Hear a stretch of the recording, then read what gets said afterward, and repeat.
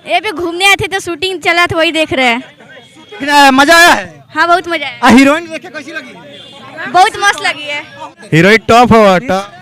आओ बेटा कभी मिल मोतिहारी में। तो सालू भाई भोजपुरिया मेरे साथ इस समय मौजूद हैं और ये लोग शूटिंग कर रहे हैं एक मोतिहारी के लिए स्पेशल जो गाना इन्होंने शूट किया है और उसका वीडियो शूट हो रहा है। उस गाना का नाम है कि मिल बेटा मोतिहारी। मेरे साथ इस गाने की हीरोइन है जो अनन्या गुप्ता के नाम से प्रसिद्ध है। ऐसे आप लोग जानते हैं कि यूट्यूब, इंस्टाग्राम और फेसबुक पे तहलका मचा कर रहे हैं। आपके सामने हीरोइन है और हीरो आप शूटिंग कर रहे हैं, कैसा महसूस कर रहे हैं? बहुत अच्छा महसूस कर रहे हैं। जो हम लोग गाना शूट कर रहे हैं बहुत बेटर गाना है और गाना को सब कोई सपोर्ट कीजिए। बिल्कुल। आपका क्या रोल है? बस साइड में विलन का रोल है। मजा होता है। बहुत मजा। हीरोइन कैसा लगा? हीरोइन टॉप हो। अरे हीरोइन इनको टॉप लग रही है। आप लोग अगर मेरे इस चैनल पे नए हैं तो मेरे चैनल को सब्सक्राइब करके बेल आइकन दबाएं ताकि जो भी वीडियो हम अपलोड करें उसका नोटिफिकेशन आप लोग को मिले।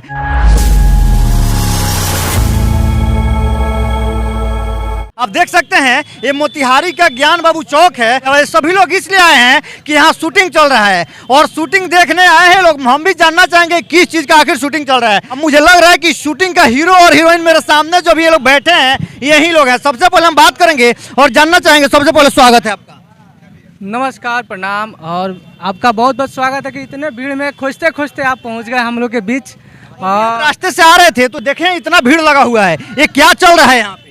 बस हम लोग का एक गाना बनाया है और हम लोग मोतिहारी जिला हम लोग का घर पड़ेगा और एक्ट्रेस जो हमारे अनन्या गुप्ता हैं ये भी मोतिहारी की है और हम लोग बहुत अच्छा गाना बनाए मोतिहारी जिला पे। तो इस गाने का शूटिंग भी हम लोग मोतिहारी में ही करें और चंपारण की धरती पे कर रहे हैं। सालू भाई भोजपुरिया मेरे साथ इस समय मौजूद हैं और ये लोग शूटिंग कर रहे हैं एक मोतिहारी के लिए स्पेशल जो गाना इन्होंने शूट किया है और उसका वीडियो शूट हो रहा है। उस गाना का नाम है कि मिल बेटा मोतिहारी में। इससे आप सोच सकते हैं कि मोतिहारी के लिए सबसे अधिक गाना चलने वाला मुझे लग रहा है कि है। मेरे साथ इस गाने की हीरोइन है जो अनन्या गुप्ता के नाम से प्रसिद्ध है। ऐसे आप लोग जानते हैं कि यूट्यूब, इंस्टाग्राम और फेसबुक पे तहलका मचा करके रखने वाली, और मुझे लग रहा था कि ये सिर्फ रील बनाती हैं, लेकिन आज मुझे जब यहाँ मिले हैं तो एक हीरोइन के रूप में मुझे दिख रही हैं। अभी यहाँ आप लोग का शूटिंग चल रहा है क्या? जी। क्या कर रहे हैं शूटिंग में? आपका क्या काम है? मेन लीड का। कौन सा गाना का शूटिंग चल रहा है? आओ बेटा मिल कभी मोतिहारी में। फिर से एक बार बोलिए। आओ बेटा कभी मिल मोतिहारी में। आप साफ तौर पे सुन रहे हैं, अनन्या गुप्ता जी हैं, इनका कहना है कि आओ बेटा मिल मोतिहारी में। अभी जो आप लोग शूटिंग कर रहे हैं इसके पहले आपका अनेकों वायरल वीडियो हम लोग देखे हैं और आज इस गाना का जो शूटिंग हो रहा है, इस शूटिंग पे आपको कैसा लग रहा है? बहुत अच्छा लग रहा है। मुझे तो लग रहा है कि आप एकदम भोजपुरी फिल्म के सुपरस्टार जो हीरोइन है उससे आप कहीं अधिक लग रही हैं आज। Thank you. आपको एक बात बताइए, भोजपुरी गाने में जो आप काम करती हैं इसमें कैसा लगता है काम करके? अच्छा लगता है। और आपके हीरो जो आपके बगल में बैठे हैं सालू भाई भोजपुरिया, इनको आप जानती हैं? जी। कैसे आदमी है? ये बहुत अच्छे आदमी। आप दोनों इस समय बैठे हैं और दोनों लोगों का जोड़ी एकदम फिट बैठ रहा है। देखिए, गाना बनाने का हम लोग का मेन उद्देश्य यही था कि अपने जिला में रियल दबंग है लोग, तो हम सोचे कि रियल दबंग को सोशल मीडिया पे ला देते हैं और सोशल मीडिया के माध्यम से इस गाने का प्रमोशन हो और सोशल मीडिया के माध्यम से दबंगी हो और अपने चंपारण का पावर पूरा दिखा देना इस गाने को कि जिस दिन ही गाना रिलीज होगा उस दिन हम प्रमोशन करेंगे और सब किसी के सामने बताएंगे किस दिन गाना रिलीज होगा और आप लोग सपोर्ट कीजिएगा। आप साफ तौर पे देख सकते हैं कि चंपारण का पावर, सभी लोग जानते हैं कि बापू की कर्म भूमि यह चंपारण है। गांधी जी और राज्य में क्यों नहीं गए, बिहार में आए। बिहार में है, चंपारण जिला क्यों आए? क्योंकि चंपारण सत्याग्रह आंदोलन इसलिए यहाँ से शुरू किए कि जानते हैं ना ये चंपारण वाले हैं, जिसको ठान लेते हैं ना उसको बेटा तोड़ेंगे नहीं तो छोड़ेंगे नहीं। इसलिए कि जब तक कैमरा थोड़ा चारों तरफ घुमाइएगा, ये जितने भाई लोग हैं मेरे सभी लोग आज इस शूटिंग में शामिल हो रहे हैं और शूटिंग में शामिल होकर देख रहे हैं। एक बार कैमरामैन लोग से सबसे अधिक प्रेम हमको होता है और इनके हाथ में एक कैमरा आप लोग देख रहे हैं। सबसे पहले आपका स्वागत है। थैंक यू सब। आप कैमरामैन है क्या शूटिंग का? जी। कैसा लगता है कैमरामैन?